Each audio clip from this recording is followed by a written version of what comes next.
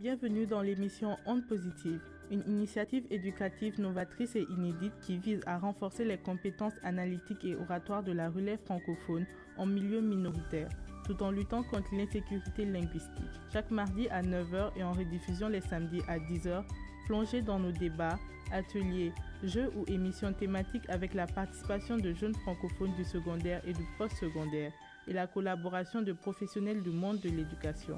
Ondes Positives, un projet rendu possible grâce au Fonds canadien de la radio communautaire. Bonjour et bienvenue sur les ondes de Choc FM 105.1. Ici Guillaume Laurent avec vous pour Ondes Positives, la dernière émission de notre série rendue possible grâce au Fonds canadien de la radio communautaire. Aujourd'hui, l'émission finale, bilan et perspective de Ondes Positives va nous permettre de rappeler la genèse de l'émission et la justification de ce projet. Une initiative éducative, novatrice qui visait à renforcer les compétences analytiques et oratoires de la jeunesse francophone de nos communautés en milieu minoritaire et lutter contre cette notion qu'on appelle l'insécurité linguistique. On verra ensemble si cette notion est encore justifiée en 2025 avec aujourd'hui autour de la table nos panélistes. Tout d'abord Nathalie Salmeron qui a co-réalisé ces émissions. Bonjour Nathalie. Salut Guillaume. Ça va bien ? Ouais, ça va. Contente de conclure ce beau projet d'émission. C'était vraiment sympa. Avec nous également notre reporter terrain Annette Minka qui pourra nous donner son de cloche, si je puis m'exprimer ainsi, sur ces notions d'insécurité linguistique sur le terrain puisqu'elle côtoie tous les organismes de la francophonie torontoise. Bonjour Annette, ça va bien ? Bonjour Guillaume, ça va et toi ? Ça va, merci de te prêter également au jeu. Pour conclure cette émission, on va commencer tout d'abord par un petit rappel effectivement de ce qu'était Ondes Positives, une série de 25 émissions qui se déclinaient sous 4 grands formats pour à la fois apporter des contenus d'éducation et être ludique. On permettait aux jeunes de s'exprimer, d'exprimer leurs opinions sur des sujets d'actualité, en stimulant leur pensée critique, en renforçant leurs compétences oratoires. L'idée, c'était de les faire parler français en dehors de l'école, en dehors des murs de l'école, en dehors du monde éducatif, et de tendre un pont finalement entre l'éducation et la société civile. On le sait, à Toronto, en milieu minoritaire, le français bien souvent est peu parlé en dehors du foyer familial et en dehors de l'école. Et le but du jeu, c'était donc de faire réagir les jeunes sur des sujets qui les touchent, des sujets à la fois d'actualité, des sujets de divertissement, et ce, à travers, je le disais, 4 grands formats. On a fait une série d'ateliers tout d'abord, ateliers avec des jeunes, avec des classes de jeunes de la région. On parle de jeunes généralement du secondaire, entre 14 et 16-17 ans. Et on a eu la chance d'avoir, je crois, 6 grands ateliers avec des jeunes sur différentes thématiques qui ont permis à des grands groupes de souvent 10, 12, 15, 20 élèves de venir découvrir ce qu'est un atelier de radio ici à Choc FM et de débattre parfois sur différentes thématiques. On va aller un petit peu dans le détail des thèmes qu'on a retenus et en tout cas de ceux qu'on gardera en mémoire. Mais on avait aussi, je le disais, un certain nombre d'émissions de débat, plus généralement à 2 participants, 2 panélistes, l'un contre l'autre, sur là aussi des questions plutôt d'actualité, et puis des formats encore un petit peu plus ludiques, des quiz, des jeux qui parlaient à la fois de culture et de divertissement, toujours pour les francophones de la région, des contenus en rapport avec l'actualité, des contenus qui allaient de la science à la littérature en passant par les nouvelles technologies, l'économie, la linguistique et j'en passe, et bien sûr la notion d'insécurité linguistique. Lorsqu'on parle d'insécurité linguistique, je vais poser la question à toutes les deux, mais évidemment pour ouvrir le débat entre guillemets, qu'est-ce qui vous vient en premier à l'esprit? Quelle est la notion ici à Toronto spécialement, dans notre contexte minoritaire, Qu'est-ce que ça évoque pour vous, l'insécurité linguistique? Nathalie, tu veux commencer? Ouais, je peux commencer. C'est vrai que nous, on a la chance d'avoir les locaux de Choc FM 105.1 dans les locaux de Toronto Ouest. Donc, on est entre deux conseils scolaires. Et du coup, on fait face à ces jeunes, justement, qui font leurs études en français. Et on entend que dans les couloirs, la langue qu'ils préfèrent discuter entre eux, entre copains, c'est l'anglais, souvent parce que ils parlent pas tous le même français. Ils parlent le français à l'école. Donc, on va dire c'est celui qui est le plus standardisé. Mais à la maison, il y a peut-être... si vous êtes d'origine haïtienne, il y a peut-être un peu d'haïtien avec un peu de créole, un peu de patois. Si vous venez d'Europe, vous venez sûrement d'un pays comme la Belgique, la France, voire même la Suisse, où le français peut être également différent. Même entre ces trois pays, le français peut être différent. Puis si vous êtes francophone du Canada, donc que ce soit du Québec ou d'ici de l'Ontario, il y a également encore des petites différences. Donc je trouve que souvent, cette insécurité linguistique, c'est souvent cette gêne un petit peu. Puis ils sont à l'âge aussi où on a peur de se faire charrier, on a envie de rentrer dans le moule pour être un peu pareil. Et si on ne parle pas un français très standardisé, on va dire comme on peut le voir à la télévision ou au cinéma, ça peut prêter à la petite moquerie, au petit truc. Donc souvent, c'est vrai que les élèves, on les entend parler en anglais dans les couloirs. Et moi, l'insécurité linguistique, c'est ça, parce que quand je les entends et que moi, je leur parle en français, ils comprennent tout à fait. Mais on sent que pour pas être victime de moquerie XY, souvent, ils ont tendance à aller vers l'anglais parce que plus simple peut-être, et au moins tout le monde est plus ou moins sur un pied d'égalité. Et c'est vrai qu'à cet âge, ils ne se rendent pas encore compte réellement de la force que c'est de parler le français, surtout dans un milieu minoritaire comme on l'est ici, et surtout dans un pays bilingue comme le Canada. L'importance du jugement de l'autre, je pense que c'est une première notion extrêmement importante pour bien comprendre pourquoi les jeunes ont tendance à délaisser un petit peu le français au profit de l'anglais qui nivelle, effectivement, tu l'as dit, pour lequel, en tout cas, la pratique est peut-être un petit peu plus standardisée, où les accents et les éventuelles fautes de grammaire sont plus pardonnés. Pourquoi est-ce qu'à votre avis, la question d'insécurité linguistique, pour ce qui est du français, reste problématique ici à Toronto, alors que même dans la communauté francophone, effectivement, le multiculturalisme l'emporte. On a des gens de partout avec différents accents. C'est le cas à l'échelle de la ville, à l'échelle du pays, mais c'est aussi le cas à l'échelle de notre propre communauté francophone. Pourquoi est-ce que ça poserait plus problème? Et est-ce que ça pose finalement plus problème dans la communauté francophone qu'ailleurs? Moi, je suis d'accord avec Nathalie qui parlait de cette rivalité linguistique entre le français et l'anglais. Et on la retrouve beaucoup chez les jeunes. C'est vrai qu'il y a cette espèce de soft power américain. Tous les jeunes, tout le monde regarde des séries américaines, écoute des musiques américaines. Donc l'anglais a un peu la cote.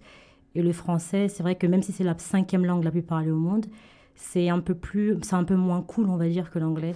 Donc les jeunes préfèrent parler anglais, même s'ils maîtrisent le français. Donc c'est vrai qu'on a cette problématique ici en Ontario, de cette rivalité linguistique-là. Et puis j'ai fait un reportage hier sur le Club canadien qui faisait un débat, un déjeuner-conférence sur la francophonie. Et on avait 4 panélistes, des ambassadeurs de pays francophones qui étaient venus discuter de la francophonie. Et ce qui est ressorti, c'est que la francophonie, c'est vraiment... Parler français, c'est un atout. Et surtout ici au Canada, c'est un atout majeur, surtout en zone minoritaire. Et la seule chose également qui est sortie auprès des jeunes, c'est que, certes, parler français, c'est un atout, mais l'anglais reste majoritaire et est un peu plus cool.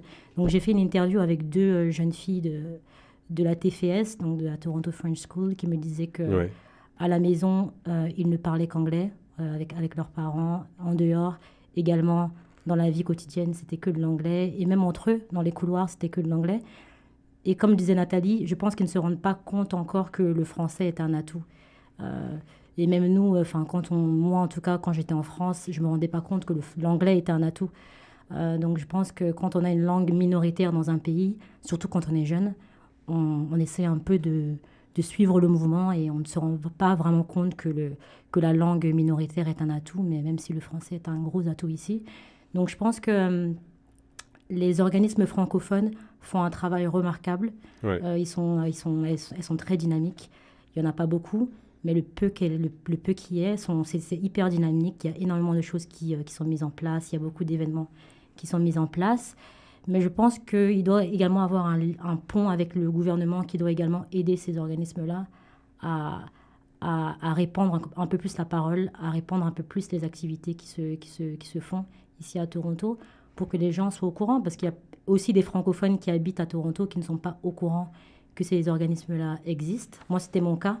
Avant de travailler pour Choc FM, je ne savais pas qu'il y avait autant d'organismes francophones. Donc, je pense que ce serait bien que le gouvernement travaille avec ces organismes-là pour répandre la parole et pour démocratiser, on va dire, la langue française qui reste importante parce que le Canada, c'est quand même un pays bilingue. Si je peux me permettre d'ajouter quelque chose, moi non plus, quand je suis arrivée ici, je n'étais pas consciente qu'il y avait autant d'organismes et que c'était réellement possible en fait de vivre en français dans une ville que Toronto. Mais tu vois, tu parlais de tous les événements qui sont faits. Je trouve que c'est génial et vraiment grand chapeau à eux parce que souvent c'est des petites équipes, c'est pas forcément des grosses entités, ils se donnent beaucoup de mal. Le seul truc peut-être c'est justement peut-être de faire plus d'activités pour les jeunes, avec les jeunes et pas des trucs un peu trop adultes ou entre guillemets sur des sujets qui sont très très loin de leur réalité de jeunes parce que faire des déjeuners conférences, ça concerne pas les jeunes. Du coup, ils se sentent pas concernés. Et en fait, il y a plein de trucs comme ça où on devrait peut-être ouvrir un tout petit peu plus la porte aux jeunes, en tout cas adapter certains programmes. Nous, je pense que c'est ce qu'on fait grâce à ces émissions parce qu'on invite justement les jeunes à nous parler un petit peu de leur réalité. Mais c'est sûr que si on fait des trucs un peu trop, entre guillemets, difficiles, inaccessibles aux jeunes, c'est sûr qu'ils vont pas avoir un attrait particulier pour ces choses-là. Donc peut-être tirer des conclusions sur le fait que pourquoi il n'y a pas assez de jeunes qui parlent le français, c'est peut-être que c'est pas que les activités qui sont proposées sont pas forcément toujours axées vers les jeunes et que du coup ils se sentent pas forcément concernés, leurs parents peut-être, leurs grands frères et grandes sœurs qui sont peut-être en âge de travailler, d'être sur le marché du travail, parce que souvent c'est des événements autour du marché du travail ou des questions très adultes. Le Club canadien, ça va être pas c'est pas destiné aux plus jeunes. Et du coup, je pense que si on veut que la francophonie soit quelque chose de vu comme les jeunes, comme quelque chose de cool, pour reprendre un peu tes termes, peut-être plus les inclure dans la plupart des événements qui sont organisés ici. Alors ça soulève la question, effectivement, Nathalie, du manque qu'on peut déplorer, peut-être à tort ou à raison, d'initiatives de divertissement ou d'un peu plus de légèreté dans la francophonie. Moi, je constate souvent qu'on se prend un petit peu au sérieux dans la francophonie. On est obligé parce qu'on est en mode de lutte finalement pour survivre, mais ça n'empêche pas de ne pas oublier de s'amuser ensemble. Peut-être que des organismes qui développent des programmes, des festivals, des activités à destination du plus grand nombre du grand public, mais en particulier des plus jeunes, ne sont pas assez nombreux ou en tout cas ne sont pas assez soutenus et ne peuvent pas développer assez d'activités. On finit juste la semaine de la francophonie. On a vu un certain nombre d'événements dans la ville, de beaux événements avoir lieu, mais on peut le noter effectivement, beaucoup de sujets plutôt sérieux et une moyenne d'âge globalement de cadres actifs.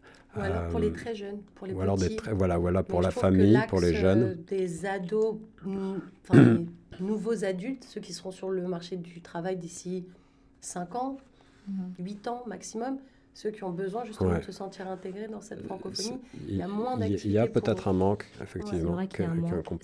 Je pense que ça commence à se faire parce qu'il y a l'organisme Ancrage Jeunesse qui fait pas mal de choses aussi pour la jeunesse, mais c'est vrai qu'il y a un manque. C'est pas, ils sont pas nombreux, quoi. Alors, on parlait du Club canadien il y a un instant. C'est vrai que le Club canadien fait des efforts aussi en ce sens-là, puisqu'il organise les fameux défis Relève ON qui donnent des prix, notamment à des jeunes entrepreneurs, à de futurs jeunes talents, de jeunes leaders. Il y a plusieurs catégories en la matière, donc ils essayent de mettre l'accent là-dessus, mais toujours effectivement plus sur l'aspect professionnel que sur l'aspect purement ludique. On est bien d'accord. Ce qu'on a essayé de faire justement avec le projet Ondes Positives, c'est d'ouvrir les ondes, d'ouvrir les studios aux jeunes pour parler de culture, pour parler de divertissement, pour parler de musique, de cinéma, mais aussi on a abordé des émissions, je vois dans la liste, la gastronomie ou encore le théâtre, et c'est bien fait dans le système éducatif. On a eu la chance d'avoir un certain nombre d'invités, notamment, je me rappelle de Emmanuel Le Pichon-Wansman pour l'éducation multilingue en Ontario, avec le CREFO.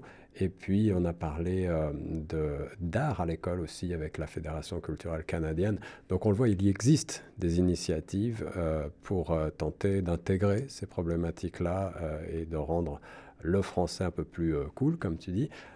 Mais effectivement, on peut imaginer que d'autres choses soient faites et aussi qu'il y ait davantage de programmes de subventions pour aller au-delà de l'école, faire pratiquer aux jeunes le français dans le milieu minoritaire. On a toute une liste d'émissions, évidemment, on vous renvoie sur le site chocfm.ca où elles sont toutes répertoriées et vous pouvez les réécouter à la demande, quel que soit le jour, l'heure ou l'endroit où vous vous trouvez. Les émissions de Positives sont toujours également diffusées sur Choc FM 105.1, mais vous pouvez aussi les retrouver en mode vidéo sur YouTube, sur notre page YouTube, et là aussi elles vont rester.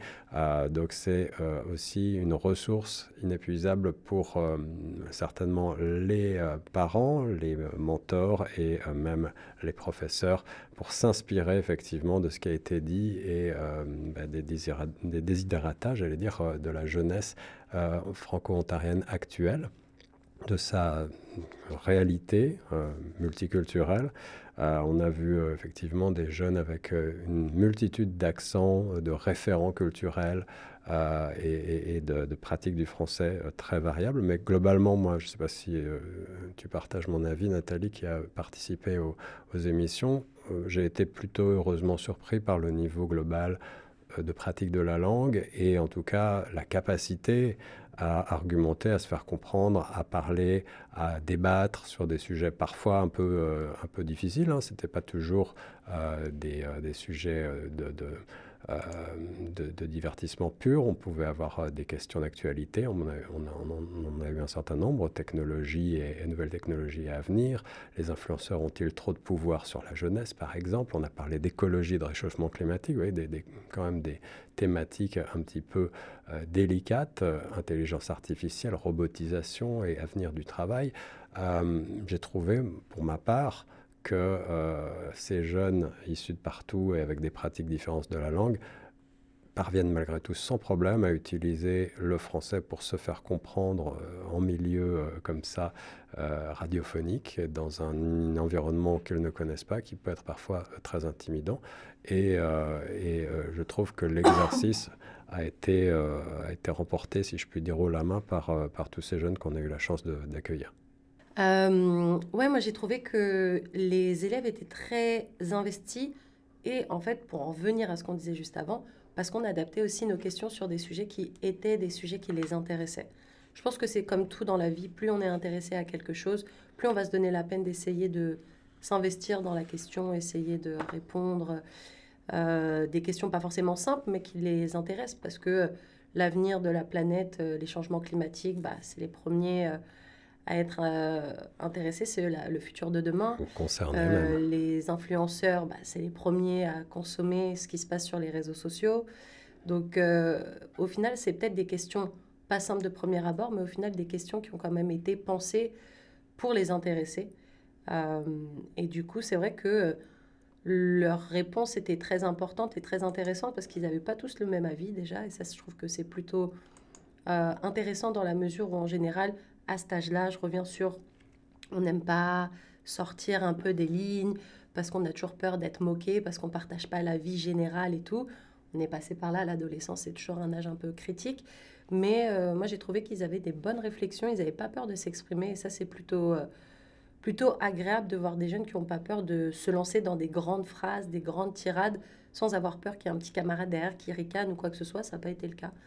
Donc, puis ils étaient très bien encadrés. Je salue Marie-Ève, il me semble, la professeure de l'école de Whitby, Oui, qui et les était différents elle-même pleine professeurs d'entrain. qui ont été effectivement partie prenante pour ces émissions, Tout à mais on fait, a eu ouais. plusieurs Et de qui, l'école Whitby. justement, on sentait quand des fois il y avait des questions peut-être qui étaient trop inaccessibles à certains élèves.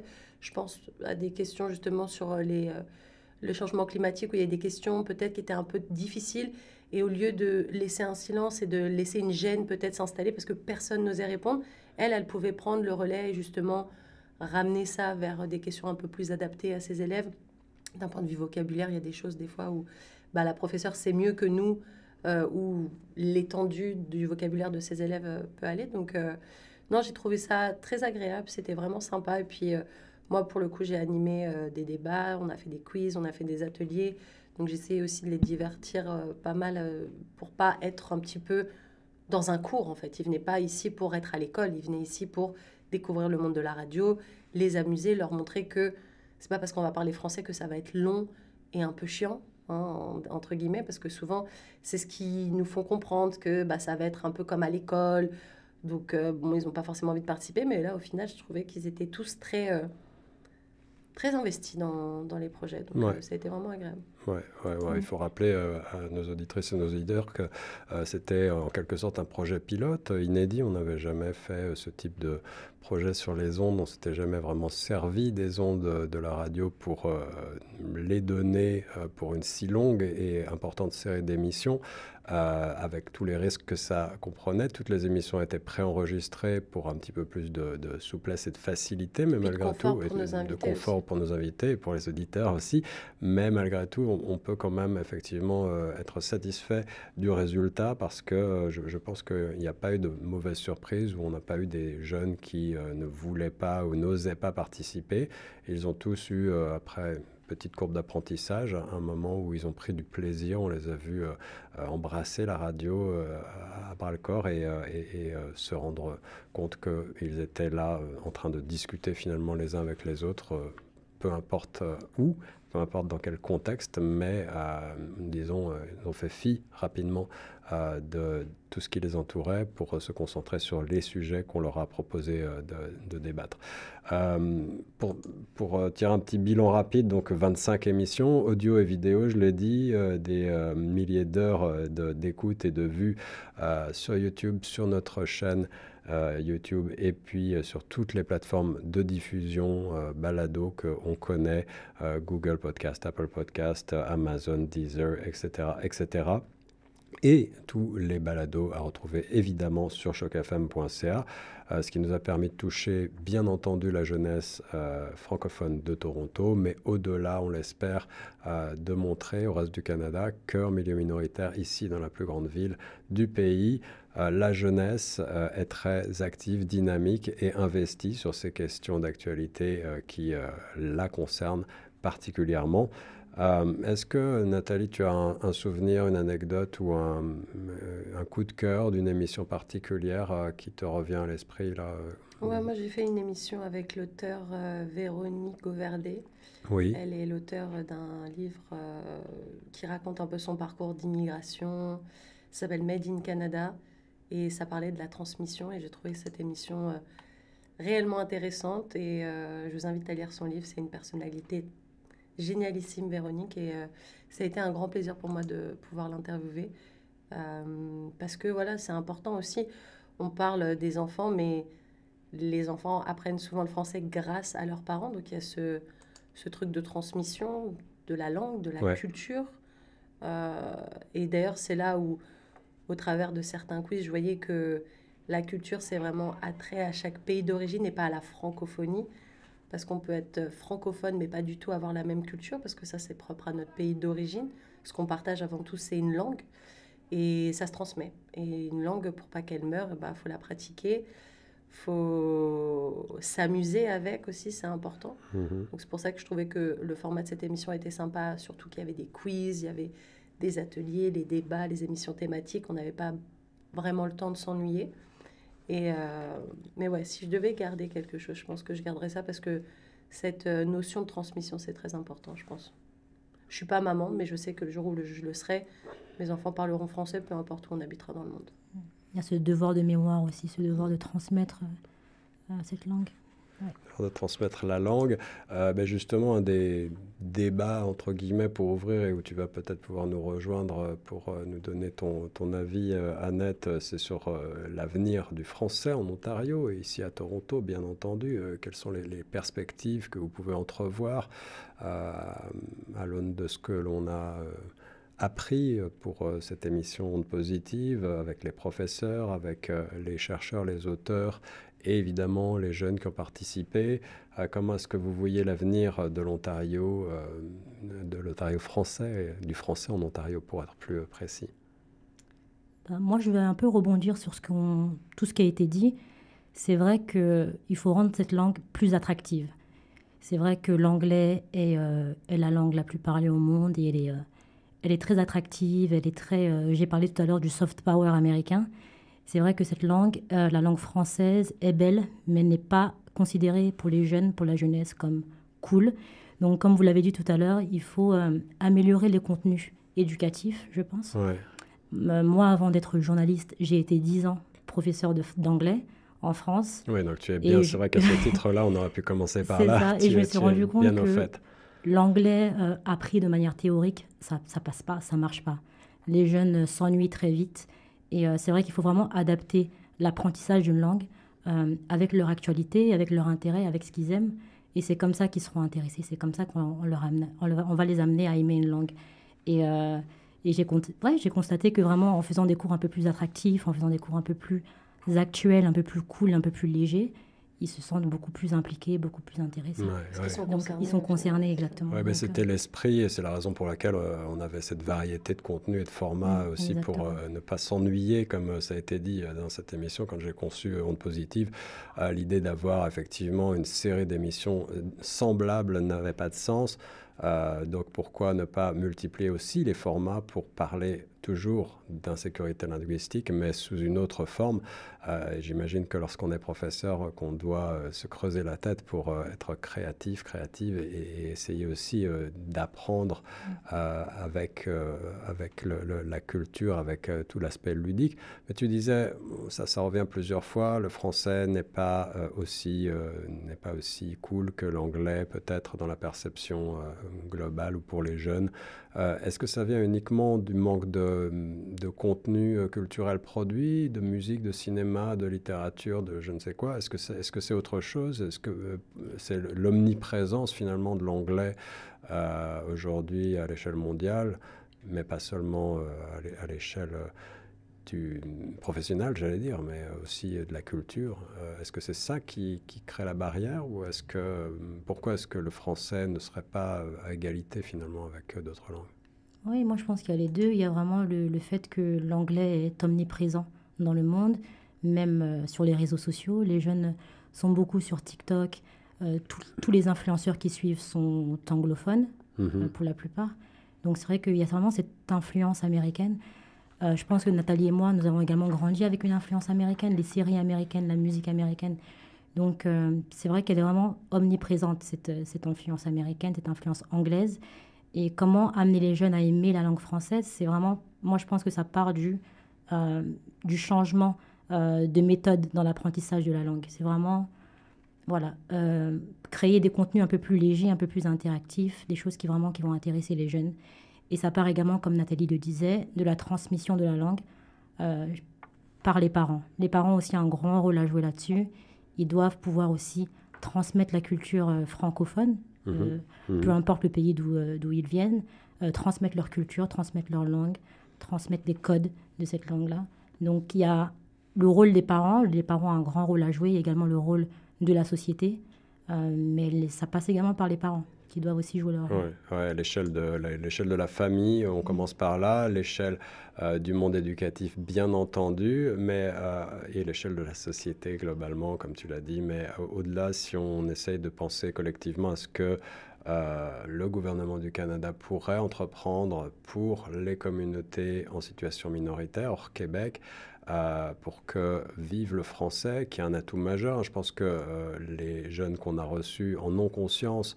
Et si ils continuent leurs études en français, c'est bien que quelque part, le français est dans leur tête un atout certain pour plus tard, pour l'avenir. Mais qu'est-ce qu'on pourrait imaginer voir mises en place à l'échelle du pays pour faciliter l'usage du français? Est-ce qu'il faut aller vers encore plus de modernisation de la loi sur les services en français? Est-ce qu'il faut généraliser la traduction? Est-ce qu'il faut proposer plus de contenu sur le diffuseur national, CBC, Radio-Canada, en français? Est-ce que d'autres solutions, vous pouvez entrevoir d'autres types de solutions? Moi, à mon échelle, je pense que justement, faire que d'un seul média, tout regrouper au même endroit, pour moi, c'est aller vers la catastrophe. Parce que si les gens se retournent de ce truc-là, du coup, il n'y a plus d'accès. Ouais. On a vu justement sur cette question-là, avec les tarifs qui sont actuellement mis en place par notre voisin américain, beaucoup de gens allaient vers des plateformes non américaines de création de contenu. On pense à Netflix, pour ne pas le citer. Il y a un équivalent canadien, mais il est anglophone. Est-ce qu'il faudrait imaginer des plateformes francophones? Est-ce que ça pourrait marcher à votre avis? En fait, je pense qu'il faut arrêter de se demander la différence entre l'anglophone. Tout ce qui existe en anglais devrait être exactement pareil en français pour que les gens puissent justement d'eux-mêmes avoir le choix. Avoir un seul diffuseur national de langue française, c'est comme tout, quand il y a un monopole, ça marche pas, quoi. C'est pas logique, moi, je trouve, d'être comme ça. Nous, on est une petite enclave ici, mais je pense que des médias comme nous devraient en avoir plus et devraient être plus mis en avant. Quand on marche dans la rue à Toronto, il n'y a jamais d'affiche Choc FM. Pourquoi? Parce qu'on est une toute petite entité et qu'on n'a pas les moyens de CBC ou d'autres grands médias commerciaux qui peuvent avoir de l'affichage. Mais ne serait-ce que d'avoir de l'affichage, par exemple, en disant qu'il y a une radio francophone à Toronto dès qu'on arrive à l'aéroport, peut-être que ça permettrait aux gens de savoir que ça existe. Donc communiquer plus sur tous les médias, plateformes ou tout ce qui est déjà existant pour faire vivre un peu plus ces choses-là et après penser à l'après. Moi, je pense que divertir les gens, c'est important parce qu'on vit dans une période un peu anxiogène. Depuis le Covid, on en a vu des vertes et des pas mûres et je pense que les gens, ils ont besoin de ça. Et quand leur seul truc en français, c'est un peu pompeux avec des mots du Moyen-Âge qui ne se retrouvent pas et qu'entre l'anglais qui parle, je parle des jeunes, et le français où il y a clairement, on dirait que c'est un truc un peu trop sur des sujets qui sont pas pour eux, forcément ils vont s'éloigner et s'il y avait un intérêt, ils ont jeté un œil et au final ils repartent. Donc peut-être créer des médias qui leur ressemblent plus en fait, parce que c'est eux l'avenir. Donc si au final on dit que c'est eux l'avenir mais qu'on fait rien pour les mettre à l'aise et se dire que cette francophonie elle est vivante, elle est joyeuse et que c'est pas juste des trucs un peu plus concernés, par rapport aux adultes et des questions d'adultes ou des trucs qui se sentent complètement hors sujet, il y a un manque d'intérêt, et qui dit manque d'intérêt dit manque d'investissement. Et après, on rentre dans le cercle vicieux de « ça m'intéresse pas, je préfère me tourner vers l'anglais ». Donc, moi, je pense que tout ce qui existe en français, en anglais, doit avoir son équivalent francophone. Peu importe. Que ce soit tu vois, quand tu vas à la bibliothèque, tu as une section en français. S'il y a des plateformes de streaming anglo, il faut qu'il y ait des plateformes de streaming en français pour qu'il y ait de la diversité, en fait. Proposer les deux versions. C'est vrai que moi, c'est la première chose qui m'a choquée en venant au Canada. Dans mon esprit, je pensais que le Canada était complètement bilingue, que j'allais arriver à Toronto et que j'allais vraiment trouver l'anglais et l'équivalent français. Et à toi de choisir dans quelle langue tu voulais parler, par exemple. Et c'est pas du tout le cas. Et je pense que oui, on doit vraiment démocratiser cet accès aux services en français, plus de services en français, plus de versions françaises. Et même si les jeunes ne regardent plus trop la télé, parce qu'ils sont beaucoup sur les réseaux sociaux, proposer plus de médias aussi francophones, comme disait Nathalie. C'est vrai que quand on allume la télé, on n'a que TFO ou CBC, Radio-Canada. Pour un pays grand comme le Canada, deuxième plus grand pays du monde, avoir deux chaînes, deux médias francophones, c'est assez limité. Donc je pense que proposer plus de médias, investir dans les médias communautaires aussi, c'est hyper important aussi pour répartir et faire vivre le français et le fait français à Toronto. Évidemment, on ne va pas te contredire là-dessus, Annette. Merci à toutes les deux d'avoir débattu avec moi pour conclure cette série d'émissions de Positive sur Choc FM 105.1. On espère avoir la chance de poursuivre l'expérience. On continue de recevoir régulièrement des ateliers de jeunes, mais également des stagiaires, des coops, de conseil scolaire ou du secondaire, des jeunes qui ont différentes pratiques et différents niveaux de français, mais qui malgré tout s'intègrent et nous aident au quotidien à faire vivre la radio communautaire, Choc FM 105.1 et grandtoronto.ca. Pour conclure, on peut dire que cette expérience, je pense, est réussie. On espère avoir la chance de poursuivre d'autres ondes positives sous quelque forme que ce soit, en partenariat avec les différents organismes du monde de l'éducation de Toronto. Je vous remercie toutes les deux et on reste sur les ondes de Choc FM 105.1.